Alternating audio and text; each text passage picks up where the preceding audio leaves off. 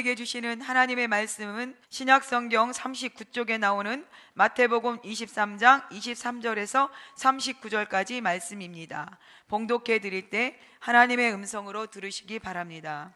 화 있을진저 외식하는 서기관들과 바리새인들이여, 너희가 박하와 회양과 근처의 11조는 들이되 율법에 더 중한 바 정의와 긍휼과 믿음은 버렸도다. 그러나 이것도 행하고 저것도 버리지 말아야 할지니라. 맹인된 인도자여, 하루살이는 걸러내고 낙타는 삼키는도다. 화 있을진저 외식하는 서기관들과 바리새인들이여, 잔과 대접의 것은 깨끗이 하되 그 안에는 탐욕과 방탕으로 가득하게 하는도다. 눈먼 바리새인이여, 너는 먼저 안을 깨끗이 하라. 그리하면 겉도 깨끗하리라. 화 있을진저 외식하는 서기관들과 바리새인들이여, 회칠한 무덤 같으니 겉으로는 아름답게 보이나 그 안에는 죽은 사람의 뼈와 모든 더러운 것이 가득하도다. 이와 같이 너희도 겉으로는 사람에게 옳게 보이되 안으로는 외식과 불법이 가득하도다. 화 있을진저 외식하는 서기관들과 바리새인들이여, 너희는 선지자들의 무덤을 만들고 의인들의 비석을 꾸미며 이르되 만일 우리가 조상 때에 있었더라면 우리는 그들이 선지자의 피를 흘리는데 참여하지 아니하였으리라 하니, 그러면 너희가 선지자를 죽인 자의 자손임을 스스로 증명함이로다. 너희가 너희 조상의 분량을 채우라. 뱀들아, 독사의 새끼들아, 너희가 어떻게 지옥의 판결을 피하겠느냐. 그러므로 내가 너희에게 선지자들과 지혜 있는 자들과 서기관들을 보내매 너희가 그 중에서 더러는 죽이거나 십자가에 못 박고 그 중에서 더러는 너희 회당에서 책짓질하고 이 동네에서 저 동네로 따라다니며 박해하리라. 그러므로 의인 아벨의 피로부터 성전과 제단 사이에서 너희가 죽인 바라갸의 아들 사가랴의 피까지 땅 위에서 흘린 의로운 피가 다 너희에게 돌아가리라. 내가 진실로 너희에게 이르노니 이것이 다 이 세대에 돌아가리라. 예루살렘아 예루살렘아, 선지자들을 죽이고 내게 파송된 자들을 돌로 치는 자여, 암탉이 그 새끼를 날개 아래에 모음같이 내가 내 자녀를 모으려 한 일이 몇 번이더냐. 그러나 너희가 원하지 아니하였도다. 보라, 너희 집이 황폐하여 버려진 바 되리라. 내가 너희에게 이르노니 이제부터 너희는 찬송하리로다. 주의 이름으로 오시는 이여 할 때까지 나를 보지 못하리라 하시. 아멘. 태풍이 지나가서 그런지 날씨가 가을 날씨처럼 선선합니다. 우리가 생활하기 참 좋은데 사실은 더울 때는 더워야 곡식들이 알맹이가 잘 맺게 됩니다. 이건 소위 이상기후 같습니다. 오늘 우리 인생 가운데도 태풍이 몰아칠 때는 참 힘들지만은 그 태풍은 우리의 모든 더러움을 날려버려서 미세먼지 날리고 하늘이 맑은 것처럼 우리에게 또 인생의 태풍, 고난, 역경도 우리가 잘 이겨내면은 도리어 유익하게 될 줄로 믿습니다. 지금 나라 전체가 정치, 경제, 사회, 문화, 예술, 교육, 과학 모든 영역에서 많은 이상기후들이 있습니다. 또 새로운 변혁이 있습니다. 결국 이 변화를 통해서 더 좋은 길로 갈 줄로 믿습니다. 오늘 예수님께서는 오늘 이런 많은 인생의 문제들, 또 도시, 국가의 문제들을 보시면서 2000년 전에 예수님 예루살렘을 보시면서 예루살렘에 있는 많은 정치, 경제, 사회, 문화, 예술, 교육, 과학에 특별히 종교 지도자를 향해서 오늘 굉장히 신랄한 비판을 합니다. 화 있을진저를 말씀하시고 맹인된 인도자, 또 그리고 정말 외식하는 자, 또 불법을 행하는 자라고 말씀하시고 심지어는 이 뱀들아, 독사의 새끼들아, 이렇게까지 우리를 향해서 말씀하고 있는 거예요. 2000년 전에 이스라엘 백성들, 예루살렘 시민들을 할 말씀이에요. 오늘 저와 여러분이 주시는 말씀으로 드려야 할 줄 믿습니다. 오늘 예수님께서는 예루살렘이 어떻게 하면은 이 멸망의 위에서 멸망하지 않을 수 있는지 그 방법을 분명히 가르쳐 주고 있습니다. 이것이 오늘 우리나라가 살 길이고 우리 교회가 살 길이고 저와 여러분이 살 길임을 우리는 알고 믿고 오늘 말씀을 경청할 수 있기를 바랍니다. 오늘 우리는 하나님 앞에서 허물만 남기고 뱀 가죽이나 애벌레 껍데기처럼 되어서는 안 되고 우리의 진심을 하나님 앞에 내어놓아야 한다고 오늘 주님 말씀하고 있습니다. 그렇게 할 때만이 하나님께서는 우리를 살려주시고 이 도시도 살려주시고 이 민족도 살려주겠다고 말씀하고 있습니다.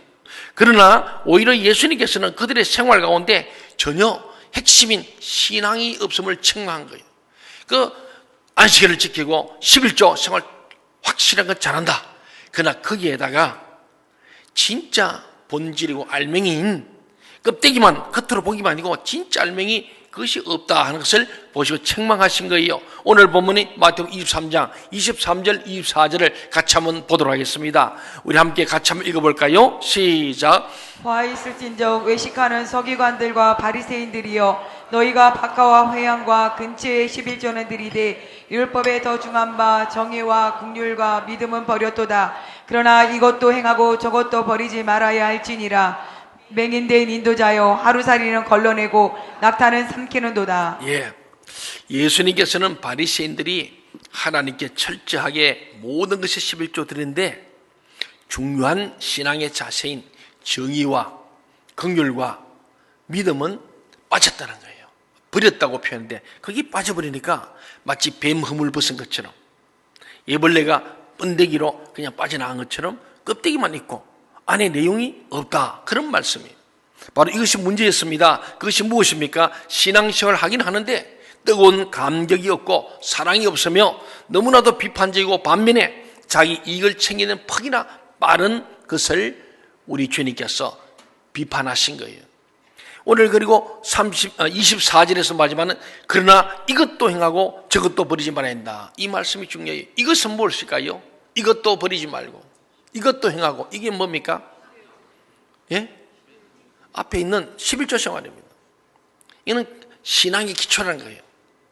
예, 바리새인들은 철저한 11조 생활은 마땅하다. 이것도 행하고 저것도 버리지만, 저것은 무엇일까요? 예, 정의와 긍휼과 믿음, 믿음의 본질, 신앙의 본질, 이것이 함께 있습니다. 우리가 주의를 성수하며 11조는 것은 우리의 신앙의 기초, 그릇에 불과하다면 그 내용이 무엇이냐? 하나님의 정의와 하나님의 긍휼과 하나님을 향한 믿음, 이것이 우리 삶 가운데 하나님을 사랑하는 우리가 가장 큰 계명인데, 하나님 사랑, 이웃 사랑하는 이 정의와 긍휼과 믿음이 너희가 빠져있다. 껍데기는 괜찮게 된 것 같은데 사람들 보기에는 믿음이 좋은 것 같은데 실제로 믿음이 없다 하는 말씀이에요. 신앙생활 하는데 우리에게 뜨거운 감동도 없고 은혜도 없고 또 사랑도 없고, 그러면서 늘 평가하는 자, 비판자의 자리에 서 있지 않는가, 불평원망하지는 않는가, 쉽게 시험에 들고 악에 빠지지 않는가, 그런 말씀입니다.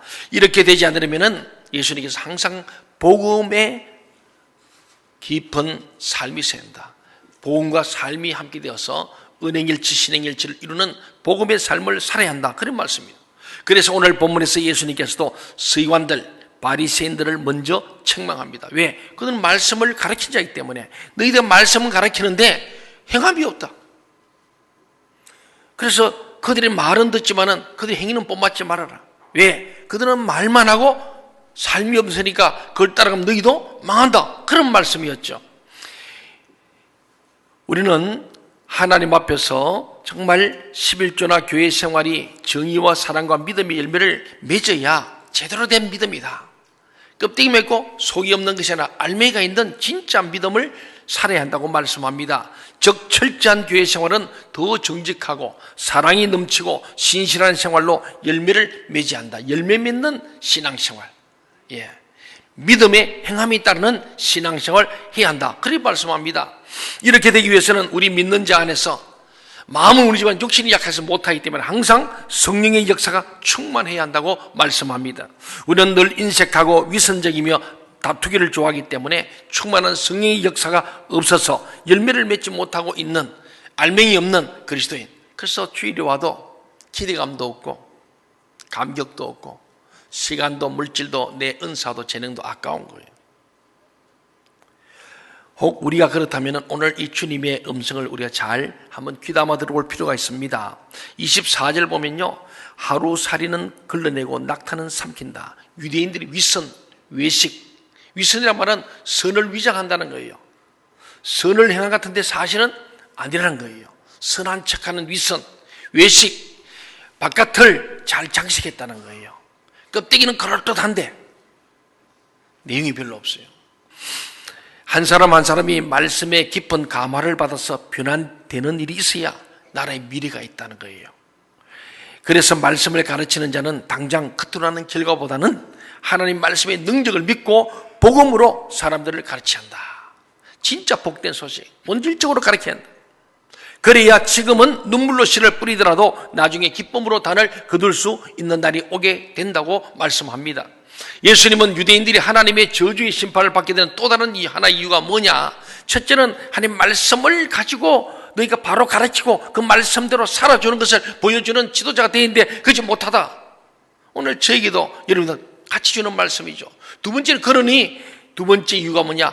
속과 끝이 다르다는 거예요. 안과 밖이 너무나 다르다는 건데 문제가 있다는 거예요. 그래서 우리 사회가 우리 하나님 보시기에도 특별히 하나님의 자녀들인 바리새인 서기관들 종교 지도자들도 맹인이 맹인을 인도하니 백성들은 말할 것도 없는 그런 현실이다. 오늘 본문 25절 26절에서 계속 말씀합니다. 같이 한번 볼까요? 시작. 화 있을진저 외식하는 서기관들과 바리새인들이여 장과 대접의 겉은 깨끗이 하되 그 안에는 탐욕과 방탕으로 가득하게 하는도다. 눈먼 바리새인이여 너는 먼저 안을 깨끗이 하라. 그리하면 겉도 깨끗하리라. 우리가 영안이 어두워져서 눈이 어두우니까 이게 지금 겉만 깨끗하니까 다 깨끗한 줄 아는 거예요. 속을 봐야 된다는 거예요. 오늘 그래서 바리새인들과 서기관들은 속에 있는 더러운 것은 치울 생각 깨끗하게 생각은 없고 자꾸 겉만 씻어서 깨끗하게 보이려고 하는 것입니다. 그런데 문제는 인간의 마음이 언제나 열린 하수구라는 거예요. 하수구는 어떻습니까? 냄새나고 더럽고 오만오물이 다 있는 게 하수구 아니겠어요? 그래서 예레미야 선지자도 하나님 말씀을 대변합니다. 만물에 가장 부패하고 추한 것, 더러운 것이 무엇이냐? 사람의 마음이다. 그렇게 예레미야서를 통해서 말씀합니다. 오늘 저나 여러분이 아무리 부인하려 해도 우리 사람의 마음은 만물 가운데 가장 부패하고 타락한 마음이 인간의 마음입니다. 그것이 에덴 동산에서 타락한 인간들이 쫓겨난 그때부터 하나님 관계가 단절되어지고 하나님 형상을 잃어버린 거예요. 다시 우리 예수님은 예수님을 통하여 하나님 형상을 회복하는 길과 진리와 생명의 길을 가고자 오늘 이 자리에 있는 줄로 믿습니다.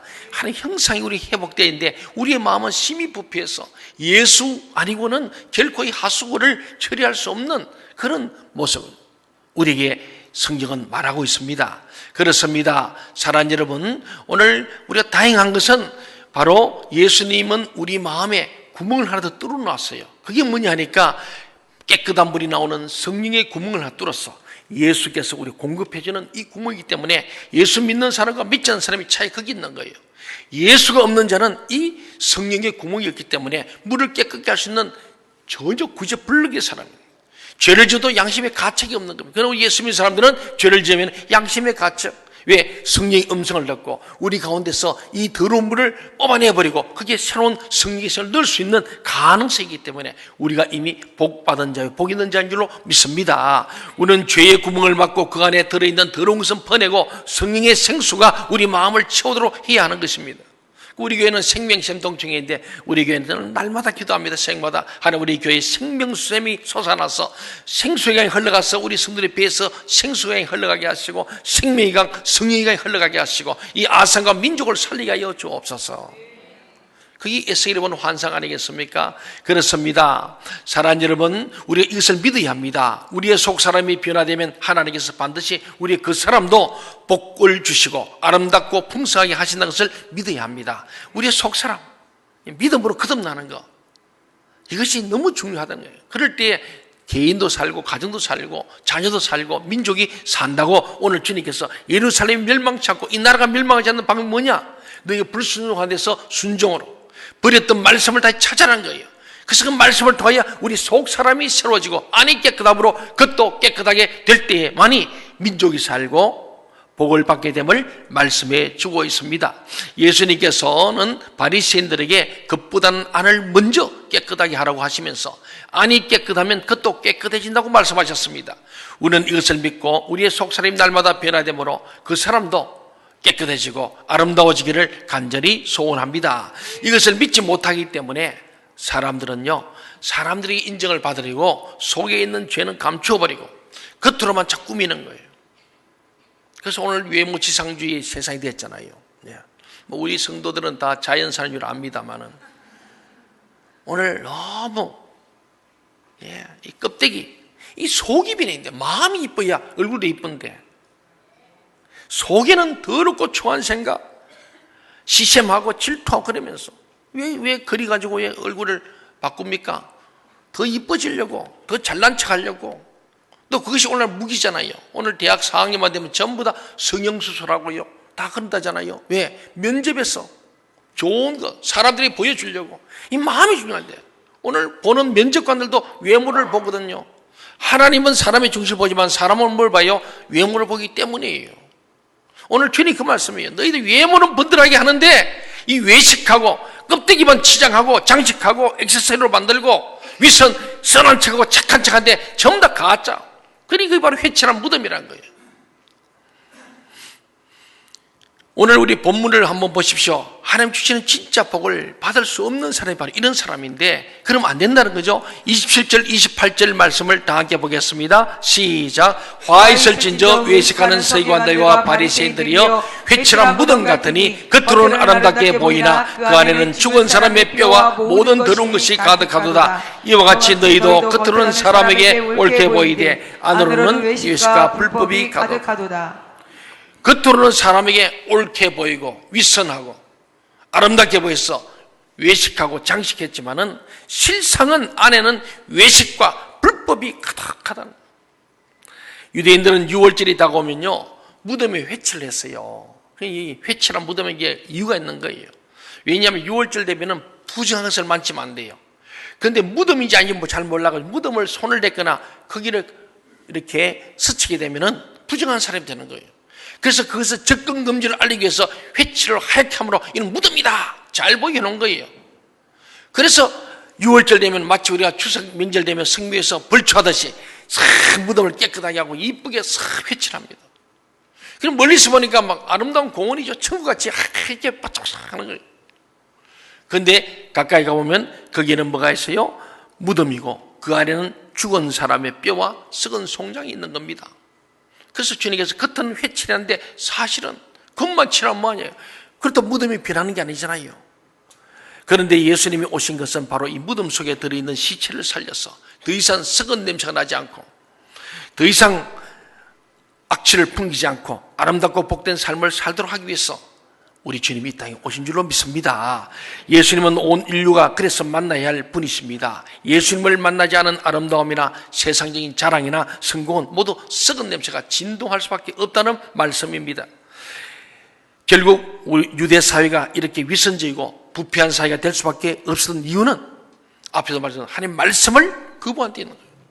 이 생명의 말씀, 향기로운 말씀, 향유 옥합내음이 가득한 이 하나님 말씀을 싫어하고 거부해버림으로 말미암아서 결국은 겉과 속이 다른 위선자가 되고 외식하는 자가 되고 가짜들이 나오고 사람을 속이고 하나님을 속이려고 하는 그런 모습을 보이고 있음을 주님께서는 화 있을진저 이 외식하는 서기관들과 바리새인들이요 눈먼 인도자, 소경 맹인 인도자라고 말씀해요.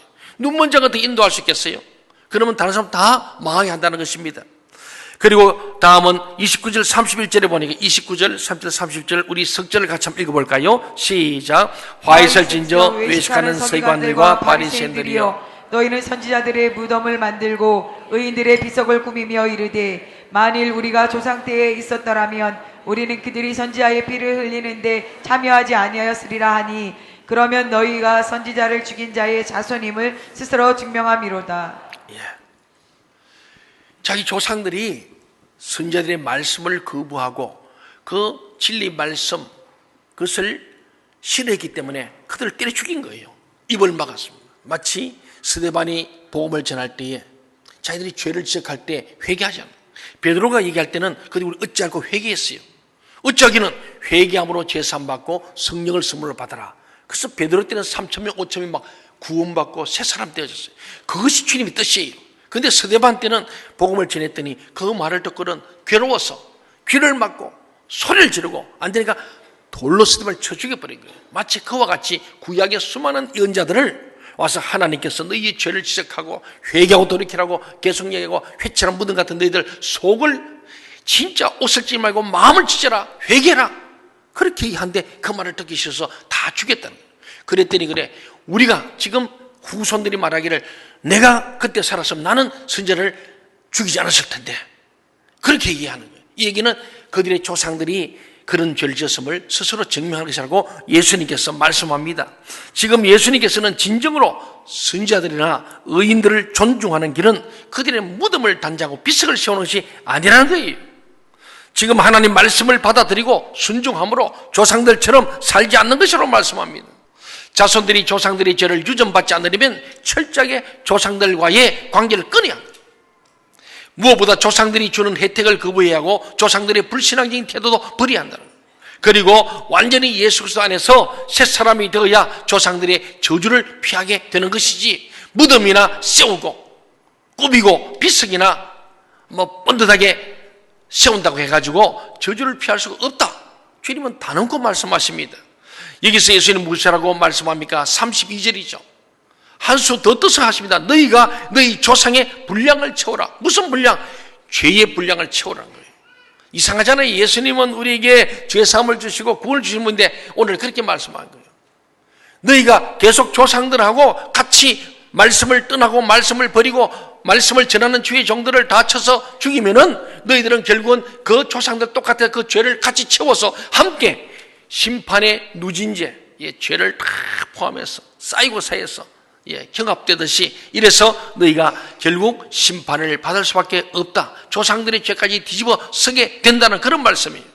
이것이 바로 예루살렘이 멸망으로 나타나게 됩니다. 35절 말씀을 같이 한번 볼까요? 어떤 죄냐? 35절 시작. 그러므로 의인 아벨의 피로부터 성전과 제단 사이에서 너희가 죽인 바라가의 아들 사가랴의 피까지 땅 위에서 흘린 의로운 피가 다 너희에게 돌아가리라.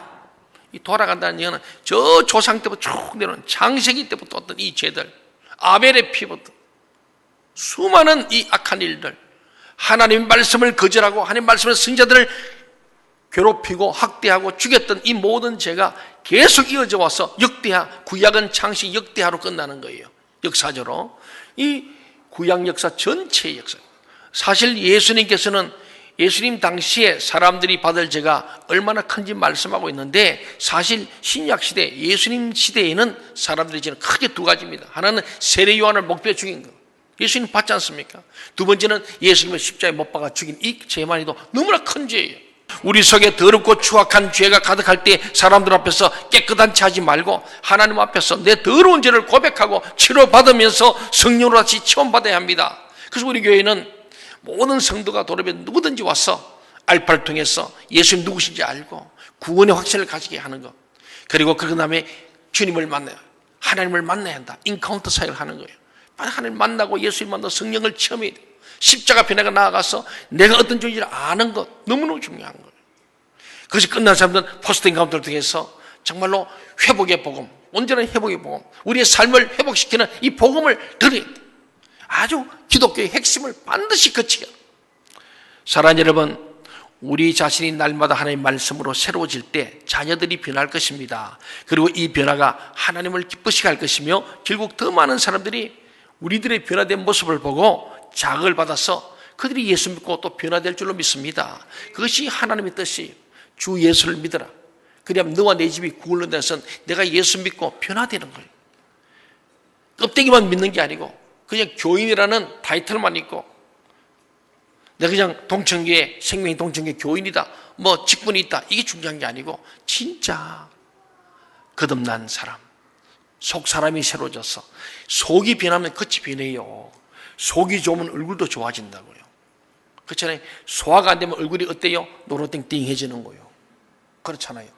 이 배설물이 안 나오고요, 이 배변이 안 되고 이 대소변이 안 되면 얼굴이 둥둥 붓잖아요. 우리 속이 좋아야 그것도 좋은 거예요. 내 마음이 기쁘고 은혜가 되면요 얼굴에 막 나타나요. 그렇잖아요. 오늘은요 주님 앞에 나올 때마다 우리는 자동차를 운전하다가도 한 일주일 되면은 기름이 다 되면 어디 갑니까? 주유소로 갑니다. 기름을 넣어야 또 차가 움직이는 거예요. 핸드폰으로 쓰는데 하루쯤 지나면 정되면 핸드폰이 다 방전되잖아요. 다 재충전합니다. 오늘 거룩한 주일 우리 예배 시간마다 여러분 영적인 성령의 충전을 해야 할 줄 믿습니다. 말씀과 기도와 성령으로 재충전되어져야 세상 가운데서 힘있게 죄와 싸워 이겨내고 오늘 말씀처럼 날마다 속 사람의 변함으로 우리 그 사람도 달라지는, 우리가 그 사람을 후피할지라도 속 사람 날마다 새로워지는, 그래서 오늘 회칠한 무덤이 아니고 진짜 하나님이 기뻐하시는 하나님의 사람들로 생수가 솟아나고 생명이 살아나는 모든 구조물이 사라지고 성령의 강수가 우리에서 배에서 강에서 막 배에서 흘러가고 그 생수의 강이 우리 가정의 자녀들 흘러가고 그것이 세상으로 흘러가서 생명과 성령과 생수의 강이 흘러갈 때에 나와 우리 가정과 이 교회와 민족이 사는 생명의 역사가 일어날 줄로 믿습니다. 그렇습니다. 그래서 우리는 이 변화가 하나님 기쁘시겠어 더 많은 사람들도 우리와 같이 속 사람이 변하여 새 사람 되고 이 세상이 변할 줄로 믿습니다. 우리 지금 뭐 평화를 했지만은 우리가 사람이 뜻대로 된 게 아니에요. 하나님께서 진짜 본질, 지금 우리 평화를 얘기합니다만은 우리는 그렇게 되길 바라고 진짜 평화가 오기를 정말 저는 매일 기도하고 있습니다. 그러나 결코 만만치 않은 거예요. 문재인, 김정은, 또 시진핑, 푸틴, 아베, 이 트럼프까지 다 이게 지금 머리 싸움하고 있는 거예요. 지금요. 어떻게 하면 내가 더 이득을 구할까? 아까 예수님 말씀하신 것처럼 하루살이는 걸러내고 낙타는 삼키려고 지금 다 꿍꿍이 속에 있는 거예요.